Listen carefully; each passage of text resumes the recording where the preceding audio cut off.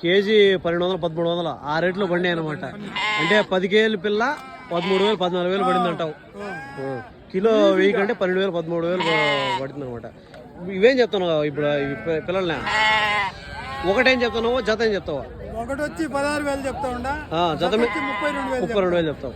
Friends చూస్తే ఒక్కోటి 16,000 అయితే చెప్తానండి, 16,000 రూపాయలు అయితే చెప్తున్నాడు ఈ పొట్టేలు పిల్లల్ని ఒక్కొక్కటి. జత మీద వచ్చి 32,000 అయితే చెప్తున్నాడు. ఈ వారం కాస్త తగ్గాయి అని చెప్తాను. లాస్ట్ వీక్ అయితే జాతరలు ఉన్నాయి, అప్పుడు ఇంకా రేట్ ఎక్కువ, అంటే కిలో దగ్గర 1300 1200 ఆ విధంగా పడింది చెప్తాను అనమాట. ఈ పిల్లలంతా కూడా 16,000 రూపాయలు చెప్తున్నాడు. ఎన్ని కిలోలు పడవచ్చు ఒక అంచనాకి? ఒక 18 కిలోలు పడుతుందా? 18 కిలోలు పడుతుంది. ఫ్రెండ్స్ చూస్తే 18 కిలో మీట్ పర్పస్ అయితే చెప్తానండి.